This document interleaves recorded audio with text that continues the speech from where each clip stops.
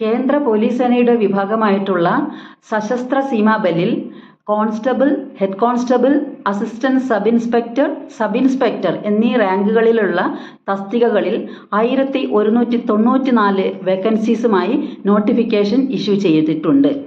10ാം class പാസ്സാണ് basic qualification ആവശ്യമായിട്ടുള്ളത്.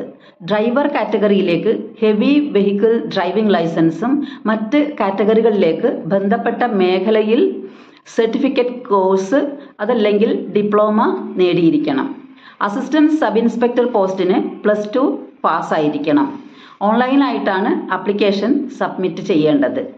Sub ഇൻസ്പെക്ടർക്ക് 200 രൂപയും മറ്റ് കാറ്റഗറികളിലേക്ക് 100 രൂപയുമാണ് ഫീസ് അടയ്ക്കേണ്ടത്. വനിതകൾക്കും SC/ST വിഭാഗത്തിൽപ്പെട്ടവർക്കും എക്സ് സർവീസ്മെൻമാർക്കും ഫീസ് അടയ്ക്കേണ്ടതില്ല. കായികശേഷി പരിശോധന, കായികക്ഷമതാ പരിശോധന, written examination, certificate verification, medical examination എന്നിവയുടെ അടിസ്ഥാനത്തിലായിരിക്കും സെലക്ഷൻ നടക്കുക.